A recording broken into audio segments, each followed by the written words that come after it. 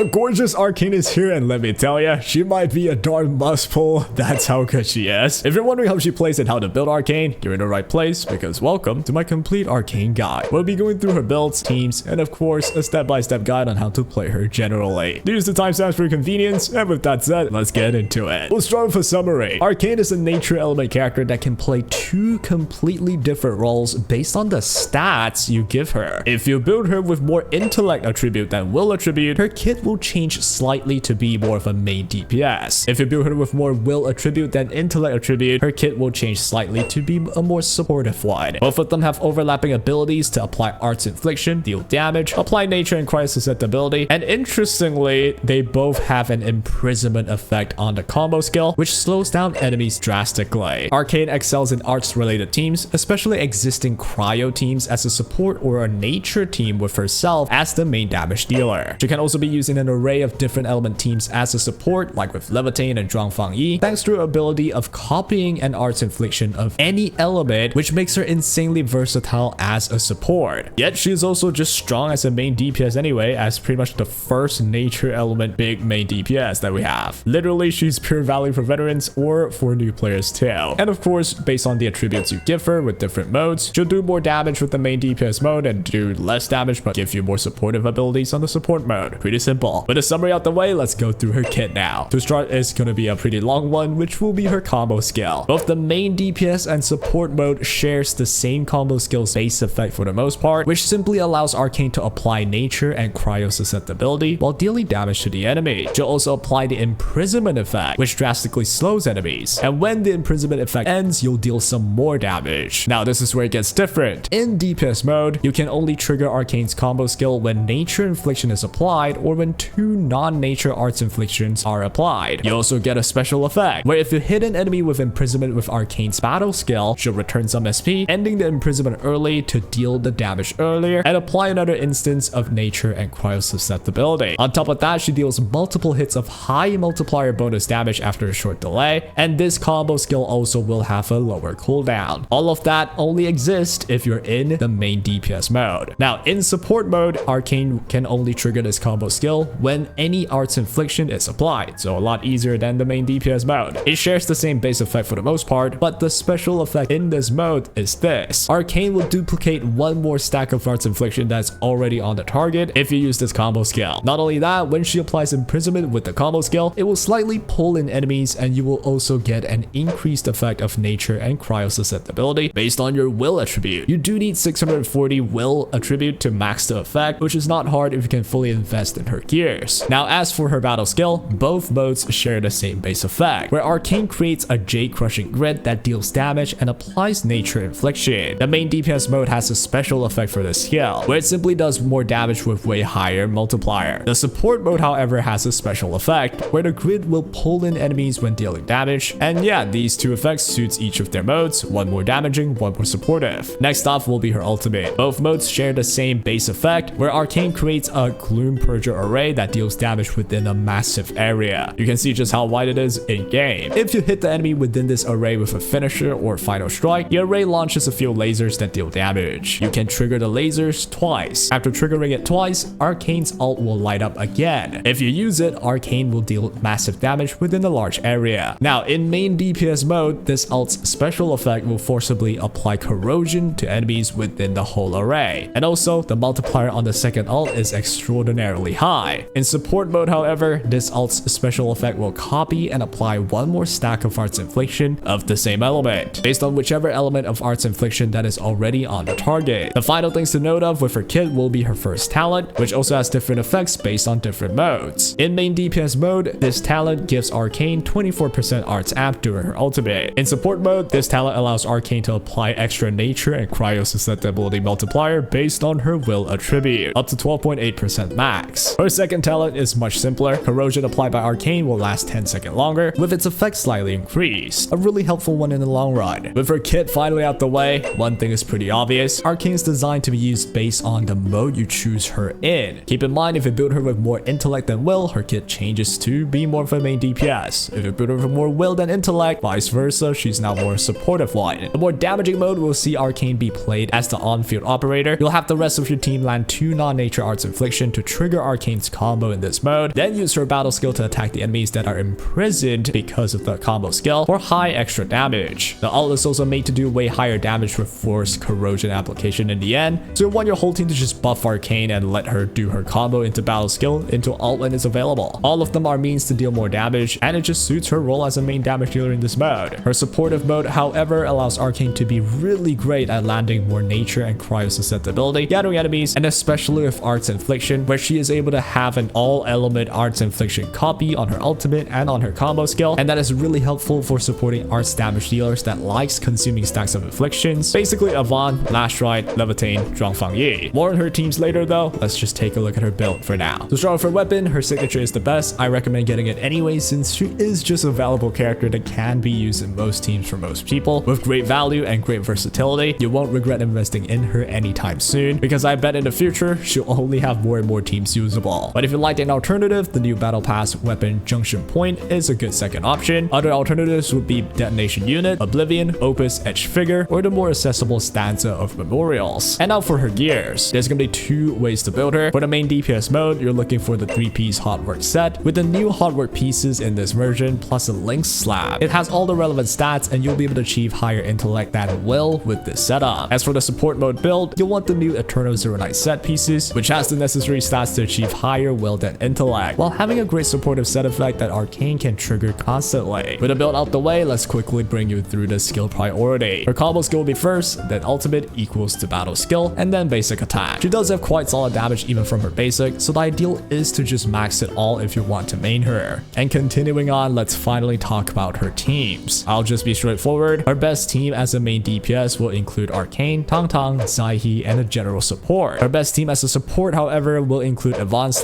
Last Ride, Tangtang, Arcane, and a general support. There's definitely ways to swap one or some other characters from these teams, but the general idea is just still there. It involves nature element with Arcane herself, or it also will involve cryo element with characters like Tangtang. These two elements are exactly what Arcane provides in terms of susceptibility debuffs, making her a premium choice to fit in cryo or nature teams. Since her kit can copy different elements for infliction, she can be used in a mixed team of nature and cryo and still be fully functional. And not only that, with the same logic of her copying different element inflictions, you can just use her in literally any arts team that prefers stacking of arts infliction, which is like most of them. Teams like Levitain or Zhuangfang Yi are great examples, but there are some wastage there though for the nature and cryo susceptibility. Obviously, it doesn't mean it's bad, it's just that on paper, Arcane can do even more. There are tons of alternative team options that I can't even finish going through, but to name a few, we have Perlika that you can use, Ardelia, Gilberta, Akikuri, Camille, Arclight if it's for Fangyu teams, Wolfguard if it's just for arts, Antal, and still more combinations. It all will work to some extent, each better or worse than some others in different situations, which makes Arcane just truly one of the most versatile characters in the world, and yet these are usually the safe characters that you want in your account. Now to go through a step-by-step showcase, I have for you two different team showcase guides, at least for today. Do follow along if you'd like to get a good general grasp on how you would want to play Arcane. I'll start with the main DPS mode of Arcane, with a team involving Arcane, Tangtang, Xaihi, and Gilberta. The idea here is just to have 2 cryo inflictions in order to trigger Arcane's combo, which allows for the battle skill to nuke right after that. The rest is just about maximizing buffs and debuffs for her arts damage, and to maximize her ult damage that has really high multipliers. Now to play this team, you'll start with Xaihi's skill, then Tangtang's skill. You'll be using Arcane's basics all this while, and at the end of the second final strike, that will trigger Xaihi's combo. By triggering that, you'll trigger Arcane's combo because you just landed 2 cryo inflictions, and once the combo is in and the enemy's imprisoned, you can use Arcane's skill to do massive damage, and use Gilberta's combo. Repeat this entire sequence one more time. Once you do that, that should be good energy for your whole team. This is when Tangtang will ult, then you use Xaihi ult, then with Arcane you want to do a dive attack, and also just land the cryo infliction plus the susceptibilities. After that, Arcane will ult. You can use all the combos right now. In the meantime, you can use Xaihi's skill as well. Arcane will want to use final strikes within this ult duration. Do it twice, and then you can use Gilberta's ult right into Arcane's second ult. After that, you want to repeat from the beginning. Obviously, sometimes you might miss your energy, sometimes you might not hit the enemy. Feel free to adjust as you go, but the whole idea is similar. You just want to land 2 cryo inflictions, get Arcane's combo skill to happen, chain it right into Arcane's skill for massive damage, and rinse and repeat until you get your ult to just have everyone body the boss or body the enemies with all your ults, ultra buffing and ultra debuffing for Arcane to shine. Her damage is genuinely pretty insane. I'm already using like a nerfed build for her for this showcase, so yeah, it's pretty good. It's easy to play, it's performance performance actually quite strong anyway. You'll definitely be able to clear the usual endgame modes and even challenge contingency contracts for sure. A pretty good character to invest in my opinion. That'll be all for the main DPS showcase. As usual though, this is not the only way to play her. It's just an example that you could pick up easily. Now as for the support mode for Arcane, I'll be showing the team of Yvonne, Tangtang, Arcane, and Gilberta. Now with this team, you want to start by using Tangtang's skill. That will activate Tangtang and Arcane's combo thanks to Arcane being in the support mode. Just by doing that, you'll already have 2 inflictions. Yvonne will then skill to consume them, then final strike right away. Gilberta and Yvonne will have their combo. Yvonne will then do final strikes to wait for Arcane's combo to be up again. As it's almost up, Gilberta can use her skill. As the infliction comes in, Arcane and Tangtang will both do their combos. That means 2 inflictions already. Yvonne can use her skill into final strike right into her combo again. With all the inflictions consumed by Yvonne, you should have enough energy. Tangtang can use her ult. Yvonne then would use a dive attack. This allows Tangtang to inflict 1 cryo infliction. Arcane will do her ult, which in the support mode, she actually copies the cryo infliction, adding 1 more stack during the ultimate. Then Yvonne will use the final strike right into Yvonne's skill to consume both cryo inflictions into another final strike. At this point, you definitely have enough energy, and just so happens Arcane's second ult would activate. Go ahead and use that. After that, you want to use Yvonne's ultimate. As Yvonne is turning around, use Gilberta's ultimate. This is how you maximize the coverage for Yvonne's ultimate, and you'll do the most damage that way, with pretty much all the buffs and debuffs still online. Once that ends, you might have forgotten, but Gilberta's ult does land Nature Infliction. This is where you can just use Arcane skill. That means 2 stacks of Nature Infliction. That activates Arcane and Tangtang's combo again. That's a free triple Nature Infliction. You then repeat from the beginning, starting from Yvonne's skill. You'll gain massive energy, and as you repeat the whole thing, you'll be able to get to your ult again soon. This team basically revolves around copying Art's Infliction with Arcane's combo and ultimate in order to allow Yvonne to consume all of the Nature and Cryo Inflictions and convert them to high energy gain. You'll gain her ult quick, and the whole team's buffs and debuffs will allow your damage to be really high. Every buff works for each other, every debuff is used for all sources of damage, every infliction has a purpose. It's quite a beautiful team, and yeah, it should be one of the best ones actually. Finally will be Arcane's Potential. The first one's actually pretty strong, an overall increase in damage multiplier for the combo skill, and a variety of improvements for other parts of her kit. I do actually recommend going for it if you really love Arcane, but that's after a signature weapon. The P3 gets you a longer corrosion and a further increase of max resistance reduction by 20% of the original. It's quite good if you can make sure you land our corrosions for as long as you can, which isn't hard at all with the main DPS mode, as she forcibly applies it with her kit. But if you mainly play as a support though, it might not be that easy to force the corrosion to happen in your teams. It really does depend on what your teams are. In any case, I wouldn't just stop at P3 though anyway, because her P5 is pretty damn cracked. The effect so long I'm lazy to read it. Essentially for the main DPS mode, you do considerably more damage by gaining Art's amp during her ult. The highest damage second ult also gets a 1.3 times increase in multiplier, and as for support mode, you get even more susceptibility multipliers, plus you even get a great 30% cooldown decrease on her combo skill if it's still in cooldown after her second ult, which is insanely helpful to smooth rotations out. Honestly, seeing as she is like 2 characters in one, her potential is pretty much that, helping 2 kits at once for especially like P5. It's a fairly worthy investment if you truly love Arcane like that, but do you need that to play the game? Absolutely not. In fact, I think Endfield is quite a casual game if you want it to be. If you want to really try hard though, well, it depends on what type of person you are. I know a lot of people that tries hard would like to have like the lowest investment possible and just beat all the toughest stuff as well. In any case, I do think Arcane's worth it if you're going for max dupes. A character of that versatility and that usability should be around for a long time, and I don't think you'll regret that decision. But in conclusion, I think Arcane's a really good bargain. New players and older players can both certainly benefit from her. Plus, the nature element team is still at their beginning basically. So in the future, if any nature characters get released, you betcha you're gonna see Arcane around. Her performance is certainly gonna be one of the best in the game. I'm not sure if she's going to change the whole meta just on her own, but she's definitely gonna be one of the best, and she's 100% the most versatile character, I would say. And that will be all though. Hope you guys enjoyed this one, and go low with your Arcane pulls. I'll have more videos posted about her, including all the team showcases that I can try. So do follow along, and that'll be all. Take care.